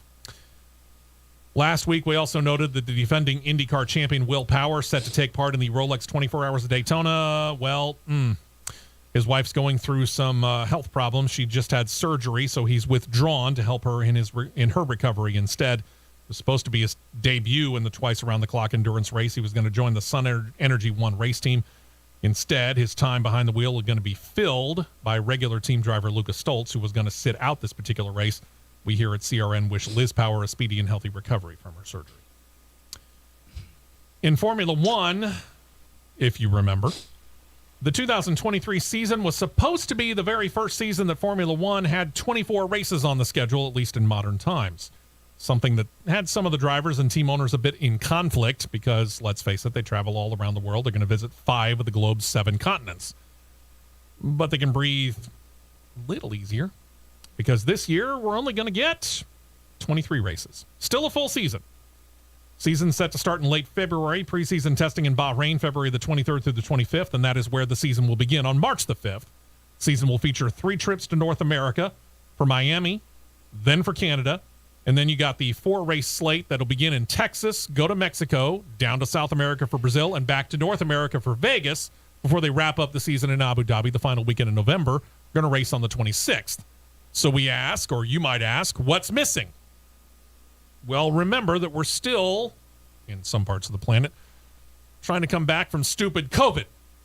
So I'll give you 3 guesses as to which country is not on the calendar, and your first 2 guesses don't count. It's China. I was about to say, is it Beijing? Yep. Still racked by COVID-19, and let's face it, it's likely where the whole thing got started and unleashed on the planet, regardless of whether that's politically correct to say or not. I'm saying it. Initially planned for mid-April, the Chinese Grand Prix hasn't run since the outbreak began in 2020. Going to have to wait at least 1 more year. It was thought, with racing in Australia and then Baku, Azerbaijan, bracketing the Chinese Grand Prix slot, that Formula One might be able to find an alternative location to keep the 24-race slate. But officials decided that they were going to finalize without rescheduling the race at another location. Apparently they did look, but they just could not work out a deal. So they just decided to punt. And now instead of 24, we get 23 races. I got an idea. How about permanently punt the country off the calendar? You did it with Russia. Precedent's been set. Why can't you do it with them? I would. As for Miami, things going to look a little bit different from year one to year two. The first one, for the drivers, it's a repave of the racing surface. The biggest one for the fans is a new location for the paddock. The first race had all the action in the facilities outside of Hard Rock Stadium. They used the parking lot around the NFL stadium. That's going to change a little bit for the second race. They're going to have a new expanded VIP paddock club. That means it's going to cost you a little bit to get in there. But hey, if you got the money, enjoy it. It'll be built to oversee pit lane in the front straight. The repave is set to alleviate some of the drivers' concerns about the racing surface. They said that it began to crumble as the race went on last year, which drivers said all but made the racetrack a one-lane surface because going off that one racing line to overtake was, well, at times just downright treacherous. There would have been some consideration about altering the layout, but the course layout was pretty well received, save for one chicane, so organizers decided instead, we're just going to repave it. Now, as opposed to the VIP Paddock Club, which is going to be over the front straight and pit road, as we just noted, the actual F1 paddock, you know, the team area where the drivers and the crews all work on the cars, that has been moved inside. That's right. They're putting it inside Hard Rock Stadium, which will allow the teams a little more space to work. And with the proper passes, more money. It means fans can still watch them do the work, but they're going to be doing it from the stands. They're not going to be allowed in there. Whatever you can see anyway. Pretty cool, though. Saw the basic idea of it. Are they taking the money from the paving bill to come out of Tua and Mike McDaniel's pay cut? Good luck with that. We'll continue with F1 News next. Stay right here for more on the Championship Racing Network. The Honda Auto Plant is...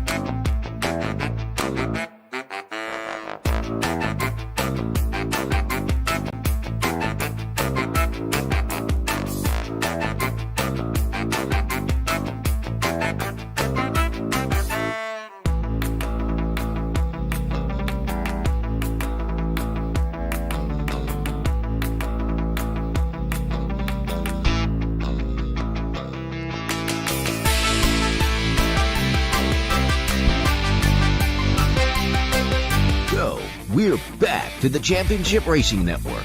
Welcome back into the show. Final segment for this particular weekend. I know it seems to fly by, doesn't it? This time we're dealing with Saudi Arabia. They announced long-term plans to have a dedicated road course under construction now to become the host of the series in the city of Qiddiya.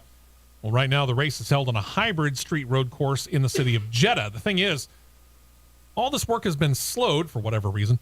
Saudi officials are saying now that the course isn't going to be ready to race on until 2027. So they're working on and working with city officials in Jeddah and hoping Formula One's going to be good with that. Until then, Qiddiya is going to be Saudi Arabia's kind of idea of a tourist designation or destination. It's a mega project begun by country officials in 2019, but again, delays kind of slowing things down for the course and the project as a whole. And in order to keep Formula One officials happy, long-term investments are being made to the Jeddah Corniche circuit to keep race ready for the next coming years before they do move. Nothing major, still the same number of turns. Mostly it is kind of moving some curbing around, maybe trying to widen it in some places because there was some complaint from some of the drivers that it was a little bit too tight. So I would imagine that's pretty much all that they're working on for now. As for team news, expect there to be a whole lot of scrutiny over the Aston Martin 2023 cars upon their initial reveal because the team put out a fairly interesting press release. The team's technical director, Eric Blandon, did an interview that was posted to the team's official website, effectively a press release, and said, quote, "We've implemented a few clever innovations on the new car, and they're the icing on the cake." Well, there's that old saying in racing that goes, quote, "You don't read the rule book for what is in there, you read the rule book for what isn't in there." Blandon continues without elaborating on what they did to the car. Quote, "They're a nice to have, but not a must have. It's great when you can find a small loophole and use it to your advantage, but it's not often you can base an entire car around it. Instead, it's essential to get the basics right, and then you can add things." In the most Y7 rated way I can say this. How long is it until Toto Wolff throws a fit? How long is it before NASCAR comes at this thing with magnifying glasses? I'm thinking right off the bat. Did Aston Martin hire this guy from NASCAR? Maybe. Because this sounds like a 1978 crew chief line. Blandon continued, quote, "When you start a new car project, you identify what your limitations were in the previous year and how you can overcome them with a new design. You define the architecture that will give you the most potential for the future. If you pursue the wrong concept, you can end up boxing yourself in. You run out of road for development, and that's a very difficult situation to get out of." Blandon insists that they are within the rules, but again, expect Formula One and FIA officials and 9 other Formula One teams to check closely. Something right here I just saw, want to revert back to. This is about Saudi Arabia. Mm-hmm. Adam Stern released it yesterday. Yeah, yesterday. Saudi Arabia's sovereign wealth fund reportedly tried to buy F1 from Liberty Media last year and valued the series at more than $20 billion, but were rebuffed by the American company Per Business Journal. That's billion with a B. That tells me that Liberty is quite happy with what they have. And I don't blame them. Seems like it. I don't blame them one bit. Alfa Romeo, Sauber, has announced that they're going to take the wraps off of their 2023 racer at the Sauber headquarters in Zurich, Switzerland, Tuesday, February the 7th. They've nicknamed the car, codenamed it C43. They're hoping it's going to be more like the car that they had for the first half of 2022 when they were scoring points on a regular basis for both drivers than what they had in the second half when they pretty much had a scoring drought hit, and really it was only Valtteri Bottas who would occasionally grab a point, and all the other teams that were behind them at that time kind of caught up. They still did finish 6th in the final Constructors' Cup standings. They're keeping their 2 drivers together from 2022, Valtteri Bottas and Zhou Guanyu, so they're going to be together for a second season. That's good news there. Question is, again, whether they're going to have the car that was more like the first half of last year or the car that was more like the second half of last year. Mm-hmm. Haas F1 driver Kevin Magnussen has his attention fully on the upcoming Formula One season. As such, underwent surgery on one hand. He had to have a cyst removed. Due to that, he has pulled out of the Rolex 24 Hours of Daytona as well. He was slated to drive a Porsche 911 GT3 entry for MDK Motorsport. Magnussen posted on social media, quote, "The hand surgery went fine, but I've been advised by doctors not to drive at Daytona. wishing everyone at MDK Motorsport a great weekend over there.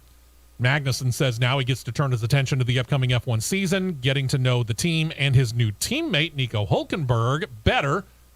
He and Hülkenberg had a couple of pretty serious run-ins back before they were put together in Hülkenberg's previous stint in Formula One. They need to put all that behind them now. Well, I guess I need to carry a second bag to Daytona after all. Okay, why? Everybody's pulling out from driving cars. Oh, well, that's true. Needs to take his fire suit. Fire suit, helmet, have fire suit and helmet, and we'll travel. Ding. You need somebody. Just name. The FIA announces they've got a new Formula One management structure. It was accepted gladly by the commercial rights holders of Formula One, Liberty Media. Formula One sporting director leaving to take a similar position with the governing body of the FIA. He's been with Formula One since just before Liberty Media bought the commercial rights. Since 2017, he has worked with numerous F1 operations, including Lotus, Benetton, Honda, Renault, and Williams in his career in a series that dates back to the 1980s. With that move, by the way, the guy's named Steve Nielsen. Nicholas Tambatsis was in that role. He is now the FIA's single-seater director. In his role, he'll have Nielsen reporting directly to him. Tambatsis' old role of technical director will now be filled by a former McLaren employee, by Tim Goss. There are other front office moves as well, as we could dig down into that, but, well, I'm not going to bore you with it. Formula One president and CEO Stefano Domenicali said, quote, "I want to thank Steve Nielsen for his hard work and dedication over the past 5 years at Formula One. He's a highly respected professional in our sport. We fully support his move to the FIA. His skills and experience in Formula One will assist the FIA in its ongoing efforts to improve our operations during race weekends." For all intents and purposes, they call him the sporting director. He's the guy. He's the race director. He's going to be the guy that says, we're under caution. Or in Formula One terms, we're in a safety car period. We're in a safety car period. In the words of David Hoots, put it out, put it out. Fly it, baby. Put it out, ranking 2. Let's see if he can actually do it better than what we have seen over the last couple of years. Hey. No pressure. With all the recent talk about the FIA accepting quote-unquote interest applications from teams around the world right now, the hiring of one particular guy by Hyundai opened some eyes recently. The guy, Formula Caterham and Renault team principal Cyril Abiteboul. He's now working in the motorsport department with the Korean car company Hyundai. Firmly, they say, concentrating on their World Rally Championship efforts, and that any talk of Hyundai potentially joining Formula One, very premature. But, there's always a but, Abiteboul did hedge his bet a little bit. He noted this, quote, "If Hyundai is able to, as their goals are, increase the market share in the automotive world, other forms of motorsport are possible." Said of general terms, Formula One, Indycar, NASCAR, basically anything other than the World Rally Championship, quote, "There is no particular plan," unquote. With Abiteboul's history in Formula One, though, doesn't he have to be thinking in the long term, hey, if everything kind of comes together? This is correct. Yeah, I think he's throwing up a smoke screen. Yeah, something. Oh, yeah, definitely. At the beginning of the show, we noted the good times of the season opener for Formula E in Mexico City, the win by Avalanche Andretti's Jake Dennis. With an upside, there's a downside. Not necessarily for Dennis, but for ABT Cupra driver Robin Freins. Freins, a Formula E veteran, had to... he's probably already had it. I haven't got confirmation on this. But if he hasn't, he's going to have surgery on his left wrist after he broke it from an impact that he suffered on lap number 1. He got into the back of Norman Nato's Nissan entry, and the field slowed, bunched up through the field, through the chicanes of turns 9, 10, and 11. And that's where the impact happened. The impact forced both cars to have to retire. Freins was actually unable to continue on past turn 10. He basically got out of the car right there. By the way, that ended his 32-race streak of seeing the checkered flag while driving. Goes back to Berlin in 2020. It's not known how long this surgery is going to sideline him. What we do know is this. You need to fill in for at least one race. The next race on the calendar, ABT Cupra has announced one Kelvin Vanderlinde will be the driver in the Diriyah Saudi Arabia event. He currently drives full-time for ABT in the German DTM series. This is going to be his Formula E debut. He did do a rookie test for the ABT team back in 2020 in Marrakesh, but he didn't get that run. Again, driving for the German DTM series, think a countrywide sports car division. How's that? Vanderlinde and his brother, Sheldon, dominated DTM last year. Sheldon won the title. Kevin claimed fourth in the series final standings. Not a bad choice. I mean, you keep it within the family, the ABT family, obviously. Again, you're going to a guy who has very little to, well, practically no experience in this. Again, we don't know how long this is going to be. We don't know how serious this break is. But generally, you think about broken bones, broken wrist, 6 weeks? 8 weeks? Give More or like take. 8. Give or take. I'd say more 8 than 6. Okay. So we know one, the potential for 2 missed races, because early on in their season, Formula One has 1 race a month until we get, I think we get to March. I think we have 2 races in March. I don't have the schedule in front of me, so I apologize. But yeah, I think so. So yeah, probably 1, maybe 2, depending on how things go. In other words, if it doesn't go well, maybe 3, but I would think probably we're going to see Robin Freins back before midway point of this year. Probably so. But we do wish him a quick recovery, obviously. Yep. All right. So we teased it at the beginning of the show. Let's go ahead and detail it now. This we've had the chance, Matt and I, to go to many, many tracks. We've been lucky enough to be able to do it both together and separately. And a couple of years ago, before COVID. Let's see. You've only got the only tracks that one have on each of on the other. He's got Indianapolis on me. I do. I've got Bristol on him. True. And I've got Texas on him. That's it. Yeah, that's true. That's it. Everywhere else has we've been together. been paired. We tried to go to the summer race in Daytona in 2019. Mother Nature had other plans. Yeah, she decided to rain on our parade. Literally. We were standing out on the tri-oval, and we had to run back, and I think we barely made it before the whole bottom dropped out, but we did get wet on the run back. And because of our scheduling situation, we did our show live from there that weekend, but we weren't able to stick around and go for the race. We actually listened to the race while we were driving home. There's probably a photo of me somewhere in the photo stock from Getty Images somewhere or somebody of me when I slipped and fell in the ballpark in Daytona trying to run back to the media center while it was raining. Yeah. That was fun. Not fun time. So, yeah, we listened to that race on the way back home. So this time around, they're running on a road course, which means they run rain or shine. We got ourselves a couple of credentials. Unfortunately, we're not able to figure out how to be able to get John down there because to do the show, we needed John here. We're hoping that will change over the course of time, and then John will be able to join us at these events as well. I get the stick shift all the time. I tell you. But, yeah, we're going to head on down next weekend. Our plans are to do the show live from the Rolex 24 Hours of Daytona. So we're going to leave out on Friday and head on down there and get ourselves set up in a hotel on I-4-ish, an hour away from Daytona. To the ones here at the flagship that have been ragging me all week long about the budget airline flight, I can deal with it for an hour and a half. Yeah. Now, if we were going to L.A. or something, no. But for this particular situation, yeah, I'm more than happy to pay $45 for a little hop, skip, and a jump to go from Atlanta to Orlando, Florida. I'm okay with that. We got ourselves a pretty decent place, not an overly expensive place, and he's working on the rental car, so we got that going for us. Rental car's done. Okay. Rental car's ready. So, yeah, we're ready to go. So we're going to do the show next week, and then we're going to jump in the car, and we're going to head on up to Daytona, and rub it in some more, why don't you? we're going to try. Well, I'm apologizing for 2 weeks in advance. If I'm still a little sleepy 2 weeks in advance, it's why, because I'm going to be the one that has the shirt that says I made all 24 hours of the Rolex. Yeah, we're going to try it. We're going to try our level best to stay awake for 24 hours. He might make it.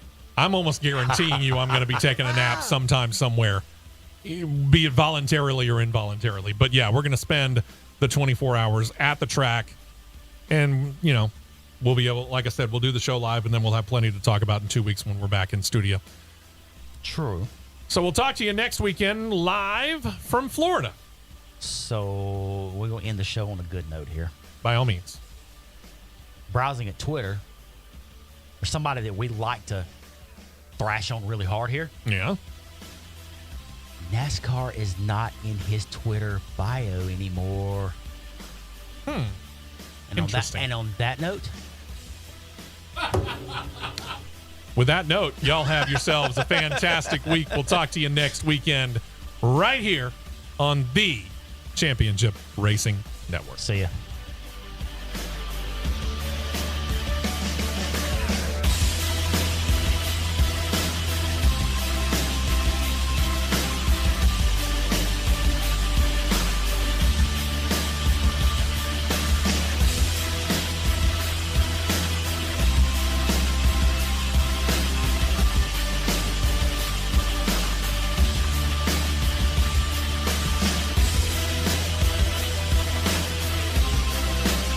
This has been a presentation of the Championship Racing Network.